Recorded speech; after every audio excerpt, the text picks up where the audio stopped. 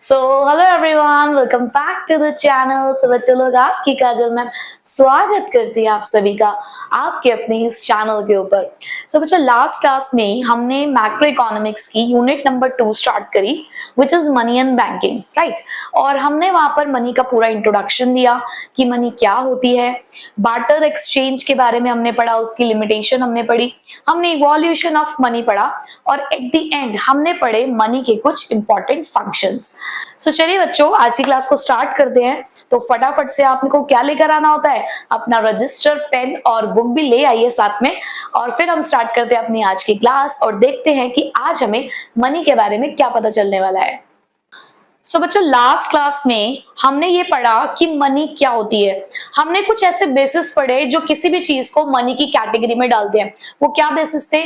हमने 4 basic functions पढ़े अपने मनी के, जिसमें पहला था मीडियम ऑफ एक्सचेंज, दूसरा मेजर ऑफ वैल्यू, तीसरा स्टैंडर्ड ऑफ डेफर्ड पेमेंट और फोर्थ हमने पढ़ा स्टोर ऑफ वैल्यू। तो ये 4 बेसिक फंक्शंस अगर पूरे कर लिए जाते हैं तो हम किसी भी चीज को मनी की कैटेगरी में डाल रहे थे।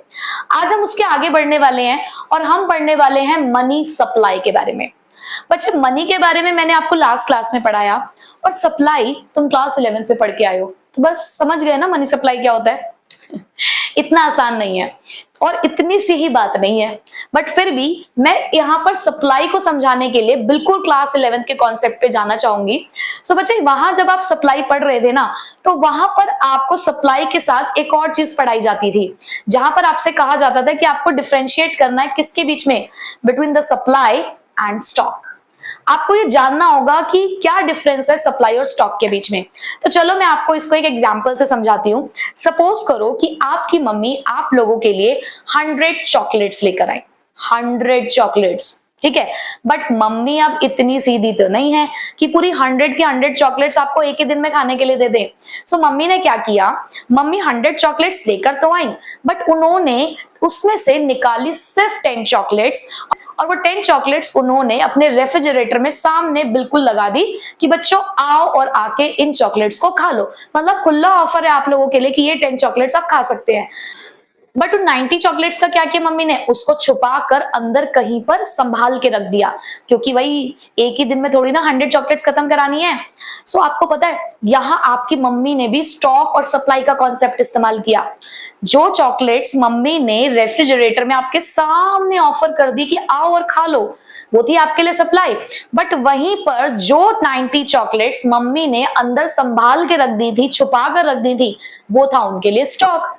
सो बच्चे, यही तो आपने क्लास 11th में पढ़ा था कि एक प्रोड्यूसर के पास जितना भी टोटल आउटपुट होता है, उसमें से जो पार्ट वो मार्केट में ऑफर कर देता है फॉर सेल, वही तो उसकी सप्लाई कहलाती थी। जो आउटपुट उसके पास रखा हुआ होता था वो उसका स्टॉक कहलाता था, which means supply is a part of stock. बस बिल्कुल यही बात आपको समझनी है मनी सप्लाई के लिए भी। तो मनी सप्लाई का मतलब क्या है? It is the total volume of money.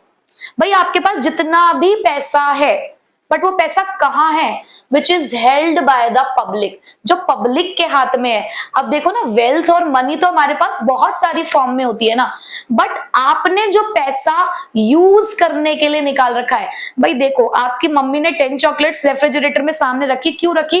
ताकि आप उनका इस्तेमाल कर सके, उसको खा सके ना। हमने भी जो मनी पब्लिक के हाथों में दे रखी है, वो इस्तेमाल करने के लिए तो दे रखी है ना, तो वही हमारी मनी सप्लाई है। But that should be at a particular point of time। particular point of time का मतलब क्या होता है? बिल्कुल अभी के अभी, जस्ट नाउ। आप इसको कैसे याद रख सकते हो? Just now. अगर मैं अभी के अभी आपसे पूछती हूँ कि आपके बैंक अकाउंट में कितना पैसा है अभी के अभी, अच्छा, आप देखते हो कि जब आप कहीं पे भी ऑनलाइन पेमेंट करते हो तो आपके बैंक अकाउंट का बैलेंस शो होता है, तो वहां पर ना एक टाइम भी मेंशन हो रहा होता है कि इस टाइम पर, इस डेट पर आपका जो बैलेंस है वो इतना है। तो वो आपको समझा रहे हैं पर्टिकुलर पॉइंट ऑफ टाइम। एक पर्टिकुलर पॉइंट ऑफ टाइम पर आपके हाथ में कितना पैसा है, वो रिप्रेजेंट करता है मनी सप्लाई को, ठीक है। तो यहां पर आप मनी सप्लाई किससे कह रहे हो? मनी सप्लाई आप कह रहे हो the total volume of money, यानी कि जितना भी पैसा है, but which is held by the public in hand, जो पब्लिक के पास है, for the use at a particular point of time, यानी कि जस्ट नाउ, आप जब कहें उसी टाइम पर, इन एन इकोनॉमी, हमारी इकोनॉमी के अंदर। ठीक है बच्चे, सो यहां से कुछ उसके फीचर्स भी निकल कर आए। तो पहला फीचर तो ये कहता है कि देखो मनी सप्लाई आप जब भी पढ़ते हो तो आपके सामने ना दो अलग अलग तरीके के लोग होंगे। एक होंगे the consumers of money supply और दूसरे होंगे the suppliers of money supply. भाई किसी भी सामान को एक बंदा सप्लाई कर रहा है तो दूसरा बंदा उसको यूज कर रहा है ना। जैसे कि मम्मी ने आपको 10 चॉकलेट्स दी तो वो क्या है, सप्लायर ऑफ चॉकलेट्स। आप उसको इस्तेमाल कर रहे हो, खा रहे हो, so you are the consumer of those chocolates. तो इसी तरीके से हम जब इकोनॉमी के अंदर मनी सप्लाई की बात करते हैं तो हमारे पास भी होते हैं मनी यूजिंग सेक्टर और मनी क्रिएटर सेक्टर। तो मनी यूजिंग सेक्टर कौन से होते हैं, वो होते हैं हमारे इंडिविजुअल और बिजनेस फर्म्स। बट वहीं पर मनी क्रिएटर सेक्टर्स कौन से होते हैं, हमारे गवर्नमेंट और बैंक्स। तो जब भी हम मनी सप्लाई की डेफिनेशन की बात कर रहे हैं, हम वहां पे पब्लिक की बात कर रहे हैं, तो हम बात कर रहे हैं मनी यूजिंग सेक्टर्स की। हम मनी क्रिएटर सेक्टर्स की बात नहीं कर रहे, क्योंकि ये तो हमें मनी दे रहे हैं ना इस्तेमाल करने के लिए, इन्होंने सप्लाई दी तभी तो हमने इस्तेमाल किया, तो हम इनकी बात करते हैं, हम सप्लायर्स की बात नहीं करें। दैट मीन्स हम गवर्नमेंट और बैंक्स की बात नहीं करते। Another feature is it is a stock concept. Obviously it is a stock concept because it is measured at a particular point of time. याद है ना, स्टॉक और फ्लो पढ़ा है हमने। अगर आपको अभी भी स्टॉक और फ्लो का कॉन्सेप्ट नहीं पढ़ा है, जाओ फटाफट से कहाँ, प्लेलिस्ट पे जाओ, class 12 macro economics 2024-25 unit 1 national income, उसके स्टार्टिंग की 2-3 वीडियो में ही आपको ये कॉन्सेप्ट मिल जाएगा, डिटेल में समझाया हुआ है, वहां जाके सीख लो। ठीक है, तो यहाँ पर तो हमें पता है कि स्टॉक कॉन्सेप्ट कौन से होते हैं, जो एक पर्टिकुलर पॉइंट ऑफ टाइम पे मेजर किए जाते हैं। जैसे मैं कहूँ जस्ट नाउ, तो अभी के अभी आपको बताना होगा। अब इस मनी सप्लाई को मेजर करने के भी हमारे पास 4 अलग अलग तरीके। अब वो 4 तरीके कौन से हैं, वो 4 तरीके उन्होंने बनाए हैं अपनी डिग्रीज ऑफ लिक्विडिटी के बेसिस पर। लिक्विडिटी का क्या मतलब होता है मैम? बच्चे यहाँ पर लिक्विडिटी का मतलब होता है which is more nearer to money और यू कैन से कैश, और which can be easily convertible into cash, यानी कि जिसको बहुत आसानी से कैश में कन्वर्ट किया जा सकता हो, जो कैश के इक्विवेलेंट माना जाता है, उसे हम कहते हैं द मोर लिक्विड एसेट। तो ऐसे यहाँ पर भी उन्होंने जब मनी सप्लाई के मेजरमेंट के लिए उन्होंने फॉर्मूलाज डिराइव किए, तो लिक्विडिटी के बेसिस पर ही उन्होंने इस चीज को डिराइव किया। तो हमारे पास यहाँ पर है M1, M2, M3, M4। तो ये 4 हमारे पास मेजरमेंट है मनी सप्लाई के on the basis of liquidity. तो उसमें अगर मैं सबसे पहले M1 की बात करूं तो ये होते हैं सबसे ज्यादा लिक्विड, मींस कि इसको आप बहुत इजीली कैश में, कैश मतलब देखो यहाँ पे ना कैश को लिक्विड से कंपेयर किया गया है। तो जो चीज इजीली कैश में कन्वर्ट की जाती हो या बहुत ही कैश के नियर मानी जाती हो, इक्विवेलेंट मानी जाती हो, जैसे कि चेक को हम कैश के इक्विवेलेंट ही मान लेते हैं, तो उसे कहा जाता है एक लिक्विड एसेट, यानी कि वो बहुत ज्यादा लिक्विड है। तो ऐसे ही जो M1 के अंदर जितने भी कंपोनेंट्स आप पढ़ोगे वो मोर लिक्विड माने जाते हैं as compare to the other components, तो इसलिए इसको बोला जाता है द मोस्ट लिक्विड मेजरमेंट। उसके बाद M2 लेस लिक्विड होता है as compare to M1, M3 फिर और लेस लिक्विड होता है एज कंपेयर टू M2, और M3 का ना एक और नाम भी है यहाँ पे, aggregate monetary resources of society, क्योंकि ऑलमोस्ट यहाँ पे वो सारे रिसोर्सेज आप देख लोगे, मनी के फॉर्म्स देख लोगे जो एक सोसाइटी के अंदर इस्तेमाल किए जाते हैं, तो इसलिए उसको सम टोटल इसे कहा जाता है। उसके बाद जो लीस्ट लिक्विड है हमारा वो है M4। ठीक है, तो कह सकते हो ये 4 भाई हैं, सबसे छोटा भाई M1, उससे बड़ा M2, उससे बड़ा M3 और सबसे बड़ा M4। अगर आपसे कोई पूछे मोस्ट लिक्विड मेजरमेंट कौन सा है तो M1 है, लीस्ट लिक्विड कौन सा है M4 है, और हमारे M3 के लिए तो एक स्पेशल कैटेगरी हमने दे दी है, क्या, aggregate monetary resources of society. ठीक है, सो हमने मनी सप्लाई को तो समझ लिया क्या होता है, बस जस्ट हमें इसके कुछ फॉर्मूला समझने हैं, क्योंकि आप इसको जस्ट फॉर्मूले की तरह ही यूज करने वाले हो, बहुत ज्यादा इसकी डिटेल नहीं है हमारे पास जो हमें पढ़नी है, बस हमें इसके फॉर्मूले समझने हैं, हर एक कंपोनेंट का मतलब समझना है और हमारा काम हो गया। ठीक है, तो चलिए अब जरा इसके फॉर्मूलाज पढ़ लेते हैं कि क्या क्या होते हैं। सो बच्चों ये है हमारे 4 measurement of money supply, M1, M2, M3, M4। Start करते हैं M1 से। जब हम M1 की बात करते हैं तो M1 को बोला गया the most liquid measurement, which means कि यहाँ पर वो सारे कंपोनेंट्स होते होंगे जो सबसे ज्यादा इस्तेमाल किए जाते होंगे, जो सबसे ज्यादा कैश की फॉर्म में होंगे। तो इसीलिए इसका एक और नाम भी है, इसको हम ट्रांजैक्शन मनी के नाम से भी जानते हैं। क्यों? क्योंकि जितने भी इकोनॉमी के अंदर हम ट्रांजैक्शन करते हैं उसमें सबसे ज्यादा हमारी ट्रांजैक्शन इन्हीं फॉर्म्स में की जाती है, तो इसीलिए इसको ट्रांजैक्शन मनी भी कहा जाता है। अब इसके अंदर क्या क्या आता है? इसके अंदर आते हैं हमारे करेंसी एंड कॉइन्स। अब जब मैं बात कर रही हूँ करेंसी की, तो यहाँ पर करेंसी से मतलब क्या है हमारा? The paper currency, the paper notes. और बच्चे करेंसी को हम इस तरीके से भी समझते हैं कि ये एक होनी चाहिए legal tender money. Legal tender money का मतलब क्या होता है? जिसको हमारा लॉ सपोर्ट करता है, या इसे हम फिएट मनी भी कहते हैं। फिएट मनी मतलब कि जो money by order of law circulate की जाती है इकोनॉमी के अंदर, उसे हम उसकी फिएट मनी कहते हैं। ठीक है, तो यहाँ पर जितने भी पेपर नोट्स अलाउड है इन सर्कुलेशन होना बाय द लॉ, वो हम यहाँ पर इंक्लूड करते हैं।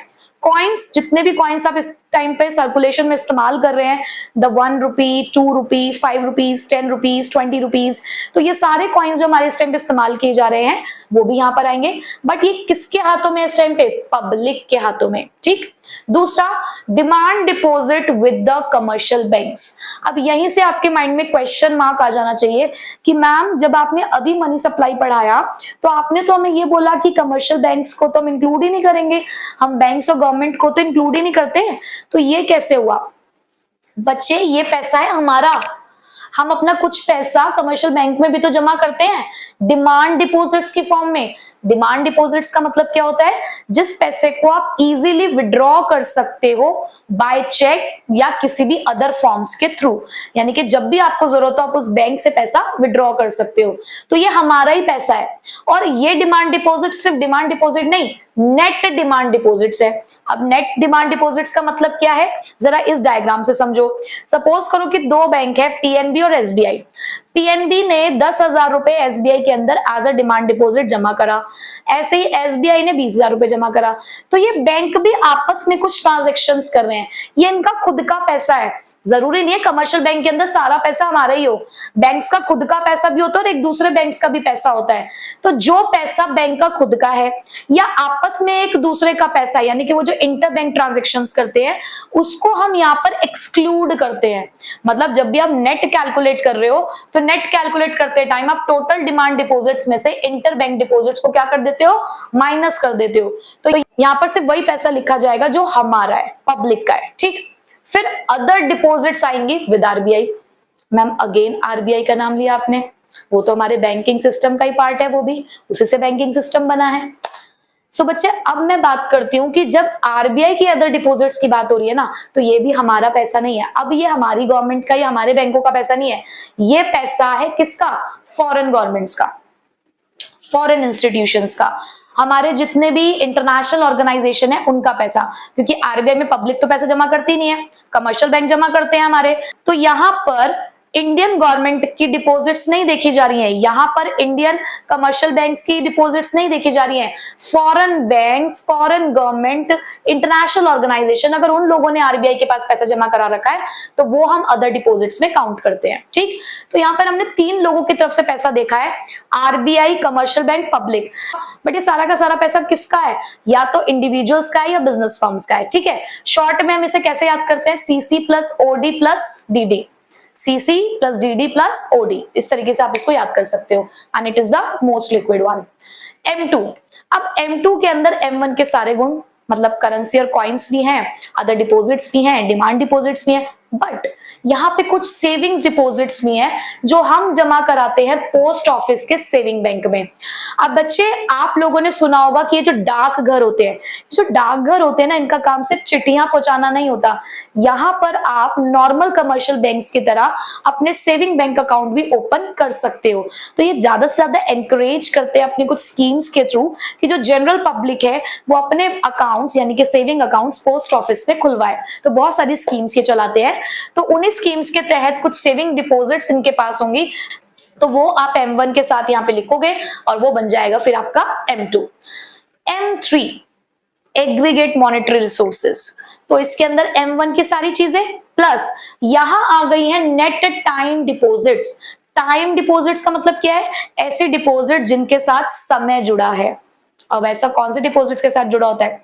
Fixed deposits. हम अपने बैंक्स के अंदर एफडीज भी कराते हैं कि हमने यहाँ पर स्पेसिफाइड टाइम पीरियड है 10 साल 5 साल, इतने टाइम के लिए हम कोई एफडी करा रहे हैं, तो ये पैसा हम इजीली विड्रॉ नहीं करते और बहुत जल्दी विड्रॉ नहीं करते, ठीक है।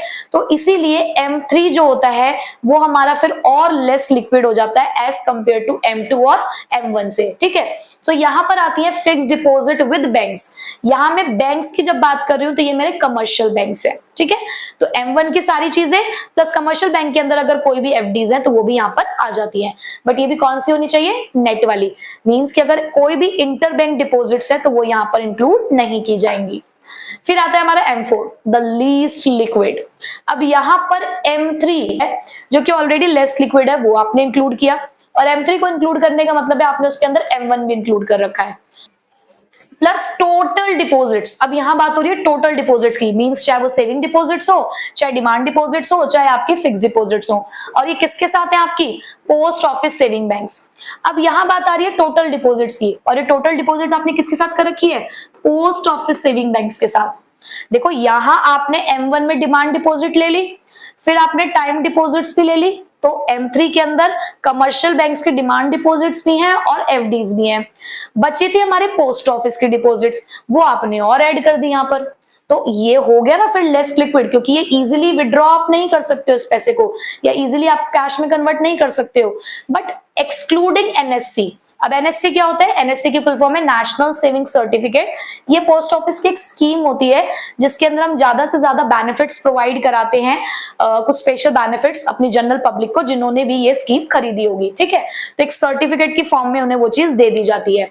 तो हमें इतना डिटेल में स्कीम को नहीं पढ़ना है, बस हमें ये पढ़ना है कि यहाँ पर M3 की सारी चीजें प्लस जितनी भी डिपॉजिट पोस्ट ऑफिस के साथ आपने करा रखी है एक्सक्लूडिंग एनएससी, वो यहाँ पर आ जाती है, ठीक है। सो मोस्ट लिक्विड हुआ M1 और लीस्ट लिक्विड हुआ M4। सो जस्ट ये हमारे 4 फॉर्मूलाज है जो आपको याद रखने हैं। न्यूमेरिकल आता भी है तो जस्ट ज्यादा से ज्यादा 1 नंबर में पूछा जा सकता है, इससे ज्यादा तो नहीं, आज तक पूछा भी नहीं गया है। तो बस फिर भी आपको ये फॉर्मूलाज जो है वो माइंड में रिटेन करने हैं। असर्शन रीजंस में हो सकता है कि आपको इसका क्वेश्चन देखने को मिल जाए, ठीक है। तो बस इतना सही है हमारा मनी सप्लाई का कॉन्सेप्ट। सो बच्चों मनी का पोर्शन तो हमने पूरी तरीके से कंप्लीट कर दिया है। हमारी यूनिट 2 का नाम ही था मनी एंड बैंकिंग, जिसने इस यूनिट को 2 पार्ट्स में डिवाइड किया, एक मनी और एक बैंकिंग। सो मनी का पोर्शन तो हो गया हमारा पूरी तरीके से कंप्लीट। अब हम एंटर करने जा रहे हैं बैंकिंग वाले पोर्शन की तरफ। सो बच्चे बैंकिंग वाले पोर्शन में हम ये पढ़ेंगे कि किस तरीके से हमारी कंट्री का जो बैंकिंग सिस्टम है वो वर्क करता है, ठीक है। सो जब हम बोल रहे हैं बैंकिंग तो हम सभी जानते हैं कि बैंकिंग क्या है, एक सर्विस है जो हमारे पैसों की समस्या को दूर करती है। कि जब भी हमें पैसों की जरूरत हो तो उस पैसों की जरूरत को हमारा जो बैंक है वो पूरा कर सकता है। और बैंक क्या होता है ये हम सभी जानते हैं, एक ऐसा इंस्टीट्यूशन जो हमसे पैसा लेता है और हमें पैसा देता भी है। सो क्या सिर्फ इतना ही है बैंकिंग सिस्टम? क्या बैंकिंग सिस्टम हर कोई अपने तरीके से चला रहा है? अब आप एक बात देखो कि अगर किसी घर के मेन गेट की चाबी अगर घर के हर सदस्य को दे दी जाएगी तो किसी भी तरीके का जो एक रेगुलेशन है ना उस घर के अंदर, जो एक डिसिप्लिन है वो मेंटेन नहीं रहेगा। कोई किसी भी टाइम पे घर पे आएगा, किसी भी टाइम घर से जाएगा, मतलब किसी के ऊपर कोई पाबंदी नहीं रहेगी किसी भी चीज से रिलेटेड। बट वहीं पर अगर उस घर के एक बड़े सदस्य ने ये बात कह दी कि घर के ताले की चाबी तो सिर्फ मेरे हाथ में रहेगी और घर खुलेगा सिर्फ रात के 10 बजे तक, 10 बजे तक आओगे तो गेट खोल दिया जाएगा, 10 बजे के बाद कोई भी एंट्री नहीं होगी। यानी कि वहां पर वो एक डिसिप्लिन मेंटेन करने के लिए, लोगों को मॉनिटर करने के लिए, उनको रेगुलेट करने के लिए बैठ गए हैं। क्यों? ताकि वो घर सही तरीके से चल सके। जिस घर में बड़े बुजुर्गों की बात नहीं मानी जाती है, उनका कोई कंट्रोल नहीं होता है, उस घर में जो बच्चे होते हैं ना उनकी लाइफ में कोई कंट्रोल नहीं होता, उनकी लाइफ में कोई डिसिप्लिन नहीं होता। और देखो कहीं ना कहीं जो सक्सेस है वो उनसे थोड़ी दूर होती है। बट जिस घर में एक डिसिप्लिन के साथ काम होता है, बड़े बुजुर्गों का आदर किया जाता है, उनकी सारी बातें मानी जाती है, वो घर बहुत खुशहाल घर होता है। बच्चे हमारा ये हमारी जो कंट्री है ये भी तो हमारा घर ही है ना, इसी में तो रहते हैं हम। तो जो चीजें हम अपनी डेली लाइफ पे देखते हैं वही सब चीजें तो हमारी कंट्री में भी हो रही हैं। सो कुछ इसी पर्सपेक्टिव के साथ यहाँ पर भी हमने देखा कि भाई हमारी कंट्री का एक बैंकिंग सिस्टम जो कि हमारी इकोनॉमी का एक बहुत इंपॉर्टेंट पार्ट है, बहुत ही इसेंशियल एलिमेंट है। तो इसको संभालने के लिए भी तो हमें एक सदस्य का चुनाव करना होगा जो इस पूरे बैंकिंग सिस्टम को अच्छे से चला सके। तो वही एक बुजुर्ग चाहिए, हेड चाहिए। तो यहाँ पर हमने भी ये काम सौंपा हमारी कंट्री के सेंट्रल बैंक को। हमने भी एक एपेक्स बॉडी का मतलब क्या होता है, द हाई अथॉरिटी, कि ऐसा पर्सन, घर का वो पर्सन जिसके पास हाई अथॉरिटी हो, उसे हम कहते हैं घर के बुजुर्ग।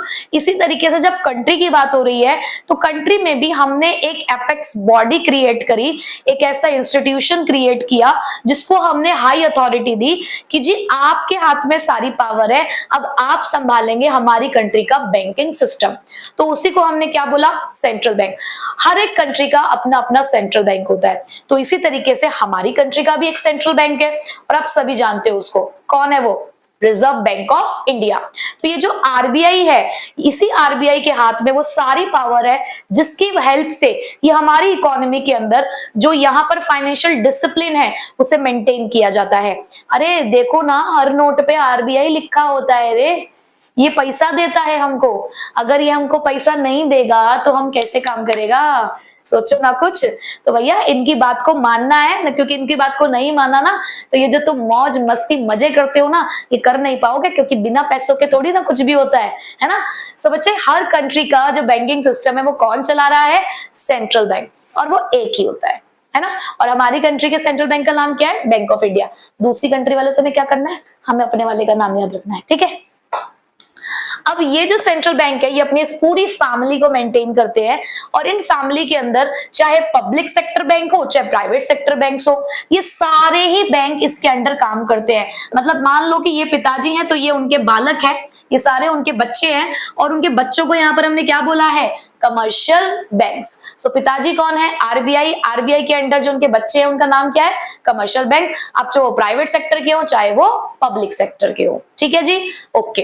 अब मैडम ये कमर्शियल बैंक क्या काम करते हैं, बच्चे देखो कमर्शियल बैंक के काम तो बहुत सारे हैं, बस तुम इसके लेकिन दो मेन फंक्शन समझ लो।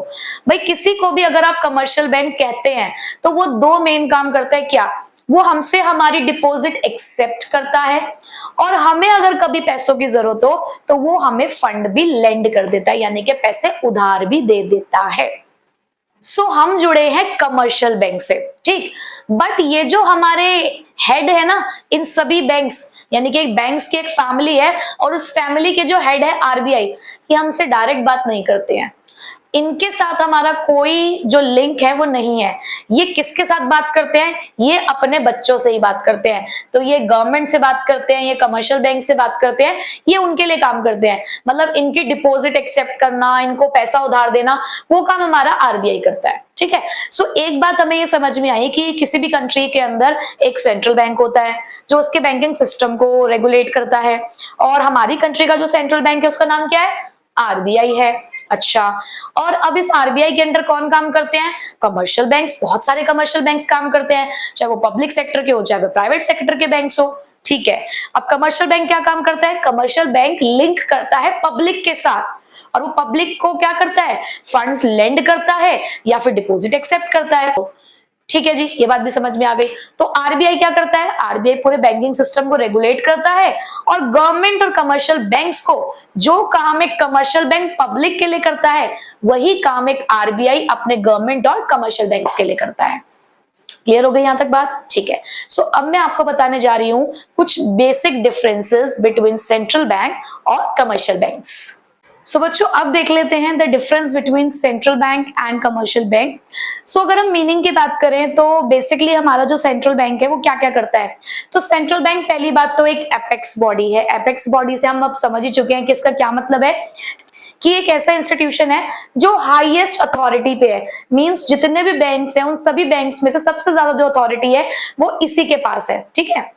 तो ये एक एपेक्स बॉडी है, the main body which controls, regulates, directs and operates the entire banking and monetary structure. जो पूरे बैंकिंग सिस्टम को कंट्रोल करता है, पूरे मॉनेटरी सिस्टम को कंट्रोल करता है। ये क्या क्या करता है? रेगुलेट करता है, डायरेक्ट करता है, ऑपरेट करता है और कंट्रोल करता है। ठीक है, तो ये बेसिकली 4 फंक्शन हमारे यहाँ पे निकल कर आ रहे हैं एक सेंट्रल बैंक के। सो वहीं पे अगर हम कमर्शियल बैंक की बात करें तो वो एक ऐसा इंस्टीट्यूशन है जो एक्सेप्ट करता है डिपॉजिट्स, लेंड्स करता है मनी यानी कि पैसे उधार देता है, और इन्वेस्टमेंट करता है। क्यों? क्योंकि उसका मेन मकसद ही क्या है? पैसा कमाना।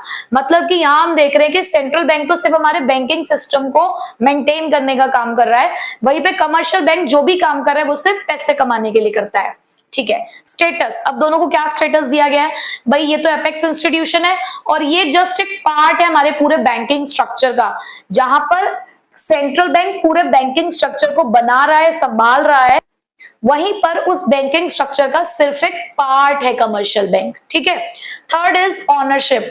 जो सेंट्रल बैंक है उसको गवर्नमेंट ही रन करती है, मतलब गवर्नमेंट ही उसको ओन और गवर्न करती है। बट अगर हम कमर्शियल बैंक्स की बात करें तो हमारे पास प्राइवेट सेक्टर बैंक्स भी हैं, हमारे पास पब्लिक सेक्टर बैंक्स भी है, तो इनको ओन और गवर्न करती है गवर्नमेंट, और प्राइवेट सेक्टर दोनों हो सकते हैं। ऑब्जेक्टिव की मैं बात करूं तो central bank totally public interest के लिए काम कर रहे हैं, यानी कि हम आम जनता के लिए काम करते हैं, हालांकि डायरेक्ट उनसे बात नहीं करते बट काम हमारे लिए कर रहे हैं। बट कमर्शियल बैंक सिर्फ किस लिए काम कर रहा है? खुद के लिए, just to maximise their own profits. Okay, public dealing, अभी हमने यहाँ पर समझा कि ये किसी भी तरीके से पब्लिक के साथ डील नहीं करते हैं, इनकी कोई पब्लिक डीलिंग नहीं है, डायरेक्टली काम हमारे लिए कर रहे हैं, जितना भी कुछ कर रहे हैं वो हम लोगों के लिए कर रहे हैं, बट इनडायरेक्टली। सो हम लोग डायरेक्टली कमर्शियल बैंक्स के साथ भी डील करते हैं, मतलब अगर हमारी कोई पैसों की समस्या है कि हम अपने पैसे जमा करने हैं या पैसे उधार चाहिए, तो वो काम हम अपने कमर्शियल बैंक्स के थ्रू कर सकते हैं। उसके बाद number of banks, central bank कितने होते हैं? एक, हेड ऑफ द फैमिली एक ही होता है। ठीक है, तो सेंट्रल बैंक है एक, वहीं पे कमर्शियल बैंक है बहुत सारे, there are number of commercial banks we have. ठीक है, उसके बाद इश्यू ऑफ करेंसी, नोट पे आरबीआई लिखा होता है या एसबीआई, पीएनबी, एचडीएफसी लिखा होता है? आरबीआई लिखा होता है ना। दैट मीन्स जो सोल अथॉरिटी है करेंसी को प्रिंट करने की, वो किसके पास? सोल मोनोपोली किसके पास है? सेंट्रल बैंक के पास। कमर्शियल बैंक के पास ऐसी किसी भी तरीके की कोई पावर नहीं है। ठीक है बच्चे, बाकी हम ये जो करेंसी को इशू करना वगैरह है, इसको थोड़ा सा और डिटेल में अभी आगे पढ़ने वाले हैं। ठीक है, सो ये था सेंट्रल बैंक और कमर्शियल बैंक के बीच का डिफरेंस। आई होप कि आपको अब हमारा बैंकिंग सिस्टम समझ आ रहा होगा कि क्या है, बट अभी ये यहीं पे खत्म नहीं हुआ, अभी तो बहुत कुछ पढ़ना बाकी है। सो बच्चे, आज हमने यहाँ तक बैंकिंग के साथ थोड़ा सा अपना इंट्रोडक्शन ले लिया है। हम नेक्स्ट क्लास में इससे आगे बढ़ेंगे, और आगे की जो क्लास है, आगे आने वाली मोस्टली सभी क्लासेस बहुत इंपॉर्टेंट होने वाली है इस चैप्टर की, क्योंकि ज्यादातर जो हाई रैंकिंग क्वेश्चन बनता है इस चैप्टर से, जहां पर हम पढ़ेंगे credit creations, functions of central bank और एलआरआर का यूज। सो बच्चे, मिस नहीं करनी है आपको नेक्स्ट क्लास बिल्कुल भी, और यहां तक थोड़ा सा पढ़ के आइएगा ताकि आपको बैंकिंग सिस्टम को और अच्छे से समझने में आसानी हो। ठीक है, सो मिलते हैं आपसे नेक्स्ट क्लास में। Till then take care, bye bye.